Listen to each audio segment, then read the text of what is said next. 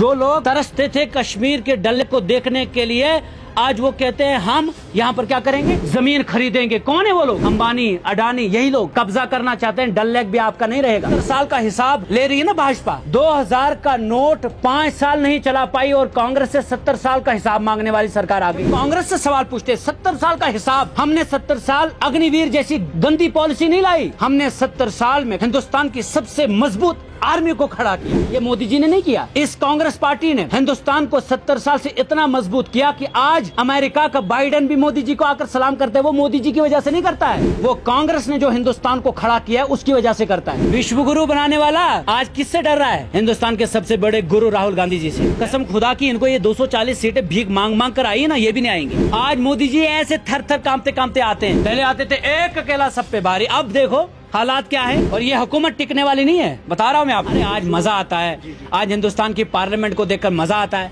आज मोदी जी के चेहरे पर पसीना देखकर मजा आता है। आज लगता है कभी वो एसी कमरे में बैठे होते हैं, एकदम से 2 मिनट में राहुल गांधी जी को देखकर पसीना छूट जाता है। यही संसद चाहिए हमें। आज हमें लगता है कि आज हिंदुस्तान को रिप्रेजेंट करने वाली आवाज हमारे हिंदुस्तान के सबसे बड़े इदारे के अंदर है। आपके लिए भी अच्छे दिन आने वाले हैं। मीडिया के ऊपर भी बड़ी पाबंदियां लगाई हैं इन्होंने। अच्छी सोच के साथ जुड़ोगे ना तो अच्छे सोच के साथ ही आप हिंदुस्तान को आगे ले जाओ। चाय वालों के साथ जुड़ोगे ना तो इस हिंदुस्तान को आप फिर 50 साल 60 साल पीछे ले जाओ। ऑक्सफोर्ड वालों के साथ जुड़ोगे तो ऑक्सफोर्ड बनाओगे यहाँ पर भी। We should have Oxford in India also. चाय वाले ढाबे तो बहुत सारे, ऑक्सफोर्ड नहीं हमारे पास। बजट को कब समझोगे आप? अच्छी पॉलिसीज कब बनाओगे यहाँ के यूथ के लिए? बेरोजगारी को खत्म कब करोगे? अच्छी सोच के साथ। वो अच्छी सोच कौन सी है? गांधी की सोच। गोडसे कभी अच्छा नहीं रहा हिंदुस्तान के लिए। गोडसे कातिल रहा है हिंदुस्तान के उस शख्स का जिसने हिंदुस्तान को पूरे विश्व में एक नाम दिया। जो पढ़े लिखे सियासतदान है, चाय वाले नहीं, मैं चाय वालों की बात नहीं कर रहा हूँ। पढ़े लिखे सियासतदान जो हैं, जिन्होंने ऑक्सफोर्ड से पढ़ा, कैम्ब्रिज से पढ़ा, जेएनयू से पढ़ा, एएमयू से पढ़ा, दिल्ली यूनिवर्सिटी से पढ़ा, उनका ये मानना है कि ये सरकार बचाओ एक बजट है। कांग्रेस ज्वाइन करने की बुनियादी वजह यह है कि इस वक्त इस हिंदुस्तान को अगर कोई सही सेंस में रिप्रेजेंट कर रहा है वो कांग्रेस कर रहा है, और इस हिंदुस्तान को आगे अगर कोई ले जाएगा वो कांग्रेस है। और हम इस हिंदुस्तान को आगे ले जाने की सोच रखते हैं, इसलिए हमने इंडियन नेशनल कांग्रेस को ज्वाइन किया। और यहाँ पर एक नई पीढ़ी की एक नई सोच की लीडरशिप है। राहुल गांधी जी के नेतृत्व में कांग्रेस आगे जा रही है और राहुल गांधी जी एक सोच है। इस वक्त राहुल गांधी जी को इस वक्त पूरा हिंदुस्तान देखता है, उनकी सोच को पूरा हिंदुस्तान सलाम करता है। मैं क्यों पीछे रहूं? मैं क्यों ना इस सोच के साथ जुड़ जाऊं जो सोच हिंदुस्तान को आगे ले जाने वाली सोच हो। और यही सोच के जब मुझे ये महसूस हुआ कि Indian National Congress led by the great leadership of Rahul Gandhi ji, मुझे लगा कि नहीं, मुझे भी इनके साथ जाना चाहिए, इस कारवां का हिस्सा बनना चाहिए। अच्छी सोच के साथ जुड़ोगे ना तो अच्छे सोच के साथ ही आप हिंदुस्तान को आगे ले जाओगे। चाय वालों के साथ जुड़ोगे ना तो इस हिंदुस्तान को आप फिर 50 साल 60 साल पीछे ले जाओगे। ऑक्सफोर्ड वालों के साथ जुड़ोगे तो ऑक्सफोर्ड बनाओगे यहाँ पर भी। We should have Oxford in India also. चाय वाले ढाबे तो बहुत सारे, ऑक्सफोर्ड नहीं हमारे पास। तो ऑक्सफोर्ड कब बनेगी? कैम्ब्रिज यूनिवर्सिटी कब बनेगी यहाँ पर? जब आप कांग्रेस के साथ जुड़ोगे। आप समझ रहे हैं? बजट को कब समझोगे आप? अच्छी पॉलिसीज कब बनाओगे यहाँ के यूथ के लिए? बेरोजगारी को खत्म कब करोगे? अच्छी सोच के साथ। वो अच्छी सोच कौन सी है? गांधी की सोच। गोडसे कभी अच्छा नहीं रहा हिंदुस्तान के लिए। गोडसे कातिल रहा है हिंदुस्तान के उस मायानाज शख्स का जिसने हिंदुस्तान को पूरे विश्व में एक नाम दिया, महात्मा गांधी। राइट? तो मैं तो कहता हूं कि सभी लोगों को कांग्रेस ज्वाइन करके इस हिंदुस्तान को आगे ले जाने की सोच रखनी चाहिए। मैंने पहले कहा, यहां मुल्क के सभी जितने भी जानकार हैं, जो पढ़े लिखे सियासतदान हैं, चाय वाले नहीं, मैं चाय वालों की बात नहीं कर रहा हूं, पढ़े लिखे सियासतदान जो हैं, जिन्होंने ऑक्सफोर्ड से पढ़ा, कैम्ब्रिज से पढ़ा, जेएनयू से पढ़ा, एएमयू से पढ़ा, दिल्ली यूनिवर्सिटी से पढ़ा, उनका ये मानना है कि ये सरकार बचाओ एक बजट है। इसमें न यहाँ के बेरोजगार नौजवान के लिए कोई अच्छा, न यहाँ की महिलाओं के लिए कुछ अच्छा, न यहाँ के भविष्य को लेकर कोई अच्छी सोच लेकर ये बजट नहीं बनाया गया। बस सरकार कैसे रुके, सरकार कैसे टिके, इस बात को जहन में रखा गया और उसी के हिसाब से बजट बनाया गया। अब अगर आप लद्दाख सैर सपाटा करने के लिए आप आ ही जाते हैं, पूरे हिंदुस्तान में गर्मी बहुत ज़्यादा है, तो चले गए लद्दाख। लेक्चर तो उनको वैसे भी सारी मीडिया पीछे रहती है, कैमरामैन दायां भी बायां भी आगे भी पीछे भी, बस शूट हो गया, कुछ देकर आ गए। जो लद्दाखियों की डिमांड है वो देकर आ गए, जो उन्होंने उनसे वादे किए थे। अगर उनके वादे पूरे किए गए होते तो आज वहां लद्दाख में MP किन का होता? भाजपा का होता। तो मेंबर ऑफ पार्लियामेंट वहां किन का है? आज इनको हरा कर वो आगे बढ़े ना। तो आप समझ लीजिए वहीं से कि वो मोदी जी चाहे लद्दाख जाए, जम्मू कश्मीर आए, क्या देकर गए? जम्मू गए, क्या देकर गए? जिस एम्स का उद्घाटन किया उस एम्स में OPD तक नहीं खोली। तो आप मोदी जी के भाषणों को, मैं तो कहता हूं कि मीडिया ना ही दिखाए तो बेहतर है। और आप लोगों ने थोड़ा इनका दिखाया तो मोदी जी दिखते हैं। आप छोड़ देना, कसम खुदा की इनको ये 240 सीटें भीख मांग मांग कर आई है ना, ये भी नहीं आएंगी। आज मजा आता है, आज हिंदुस्तान की पार्लियामेंट को देखकर मजा आता है, आज मोदी जी के चेहरे पर पसीना देखकर मजा आता है। आज लगता है कभी वो इसी कमरे में बैठे होते हैं, एकदम से 2 मिनट में राहुल गांधी जी को देखकर पसीना छूट जाता है। यही संसद चाहिए हमें। आज हमें लगता है कि आज हिंदुस्तान को रिप्रेजेंट करने वाली आवाज हमारे हिंदुस्तान के सबसे बड़े इदारे के अंदर है। आज मोदी जी ऐसे थर थर कांपते कांपते आते हैं। पहले आते थे एक अकेला सब पे भारी, अब देखो हालात क्या है। और ये हुकूमत टिकने वाली नहीं है, बता रहा हूं मैं आपको। आप समझ रहे हैं? आपके लिए भी अच्छे दिन आने वाले हैं। मीडिया के ऊपर भी बड़ी पाबंदियां लगाई हैं इन्होंने, आपको भी ठीक से नहीं इन्होंने चलने दिया। आप समझ रहे हैं?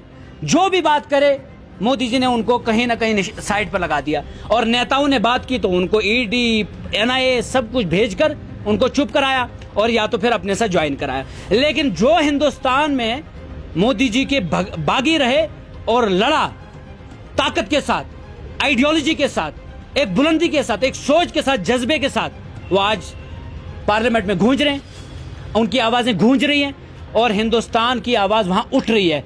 आज अगर हिंदुस्तान में इतनी बड़ी अक्सरियत से अपोजिशन नहीं होती तो आपका ये जो रिसेंट स्कैम नीति आयोग का हुआ, आप समझ रहे हैं, ये स्कैम, इसकी बात ही नहीं हुई होती, इसकी चर्चा ही नहीं हुई होती।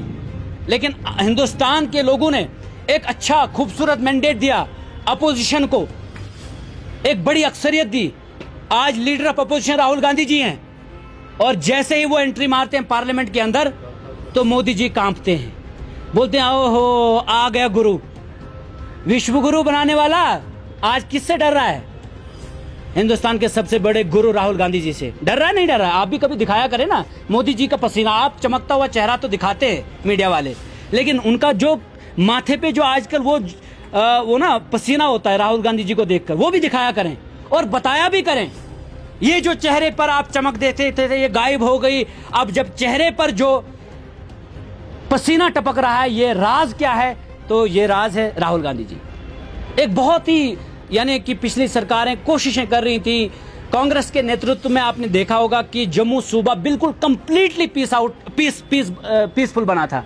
लेकिन जैसे ही मोदी जी की सरकार आई, इन्होंने पहला जो 370 का तोड़ने का जो इन्होंने सामने जो नैरेटिव वो रखा कि हमने यहां से आतंकवाद को खत्म करना है। लेकिन जब 370 टूटा, LGs को यहां पर भेजा, एक भेजा, दूसरा भेजा, तीसरा भेजा और फिर भेजते ही गए। यहां पर पॉपुलर गवर्नमेंट को नहीं आने दिया और हालात इस तरह से आज बिगड़ गए। जो जम्मू पीसफुल था वो भी आतंकवाद के हाथ में चला गया। यह है सिक्योरिटी का यहां पर सबसे बड़ा फुकदान। और ये सारा कुछ हो रहा है failure of the policy from centre to state. आपकी पॉलिसीज अच्छी नहीं है, आपकी प्रो यूथ पॉलिसीज नहीं बन रही हैं, आप सिर्फ एग्रेशन दिखा रहे हैं। फालतू का एग्रेशन दिखाने से ये इंटेलेक्चुअल माइंडसेट से मुल्क चलता है। भाजपा को चलाने की नीयत है, आपको मुल्क को चलाने की नीयत नहीं है। अगर मुल्क को चलाने की नीयत होती तो आज जम्मू सूबा जो आतंकवाद से ग्रस्त है वो आतंकवाद में डूबा हुआ नहीं होता। हम उम्मीद रखते थे कि चलो भाई, अगर इन्होंने नैरेटिव रखा कि 370 टूटा, अब यहां आतंकवाद खत्म होगा, हम ये उम्मीद रखकर बैठे थे कि आतंकवाद खत्म होगा। आतंकवाद खत्म नहीं हुआ, बढ़ गया। जो जम्मू पीसफुल था वो जम्मू आज आतंकियों के हाथ में चला गया, नहीं चला गया? इसका जवाब कौन देगा? तो सिक्योरिटी पॉइंट ऑफ व्यू से अगर आप देखेंगे, हमारा पूरा जम्मू कश्मीर उन्होंने बर्बाद कर दिया। और दूसरी बात, कांग्रेस के नेतृत्व में हिंदुस्तान इतना पीसफुली आगे बढ़ रहा था, वो कोशिशें कर रहे थे, उनकी इंटेंशन थी, उनकी पॉलिसी से पता चलता था कि यहां के बेरोजगार नौजवान के लिए बजट में कुछ न कुछ रखा, यहां की महिलाओं के लिए कुछ न कुछ रखा। आतंकवाद को खत्म करने के लिए एक पॉलिसी थी, डेमोक्रेसी में डिप्लोमेसी थी, डेमोक्रेसी में डायलॉग था। आप मुझे बताएं कहां है वो डायलॉग? और ये जब कांग्रेस से सवाल पूछते 70 साल का हिसाब, हमने 70 साल अग्निवीर जैसी गंदी पॉलिसी नहीं लाई। हमने 70 साल में, कांग्रेस ने 70 साल में हिंदुस्तान की सबसे मजबूत आर्मी को खड़ा किया। ये मोदी जी ने नहीं किया। हमने, इस कांग्रेस पार्टी ने हिंदुस्तान को 70 साल से इतना मजबूत किया कि आज अमेरिका का बाइडेन भी मोदी जी को आकर सलाम करते हैं। वो मोदी जी की वजह से नहीं करता है, वो कांग्रेस ने जो हिंदुस्तान को खड़ा किया है उसकी वजह से करता है। जो लिबरलाइजेशन की, जो ओपन इकोनॉमी यहां पर आई, उसकी वजह से मार्केट बढ़ गई, एक्सपेंशन हो गया, इंडस्ट्रियलिस्ट आ गए।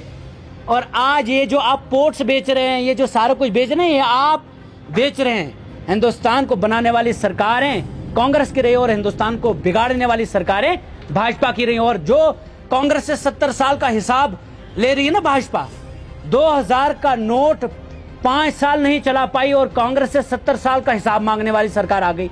और याद रखना, आप भी यहीं पर, मैं भी यहीं पर, 1 साल से ज्यादा ये सरकार टिकने वाली नहीं है, क्योंकि इनकी पॉलिसी अच्छी नहीं है।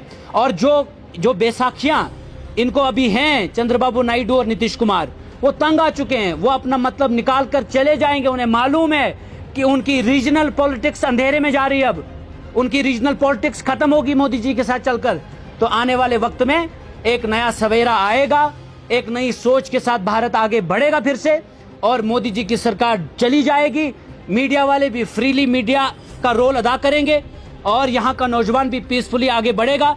बेरोजगार नौजवान अगर बेरोजगार है, अपनी आवाज उठा सकता है। यहाँ के ये जो शाही, ये जो बाबुओं का माहौल तैयार करके रखा है यहाँ पर सेक्रेटरीट में, अगर आप जाओगे तो कोई किसी की मतलब सुनवाई नहीं होती। ये खत्म होगा और नई सरकार यहाँ पर भी, जम्मू कश्मीर, मैं तो जम्मू कश्मीर की आवाम से कहता हूँ, हिंदुस्तान भर के लोगों ने मजबूत एक अपोजिशन दी इस वक्त हिंदुस्तान को, तो आपकी एक एक आवाज हिंदुस्तान की पार्लियामेंट में गूंजती है।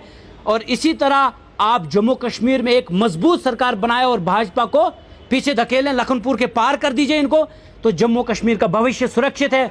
वरना इन्होंने पूरे जम्मू कश्मीर को आतंकवाद की तरफ धकेलना है, बेरोजगारी की तरफ धकेलना है, चर्च की तरफ धकेलना है, नशा की तरफ धकेलना है, और यहाँ बड़े बड़े बाबुओं को लाकर बसाना है, और फिर मौज मस्ती अयाशियों के अलावा यहाँ कुछ नहीं करना इन्होंने।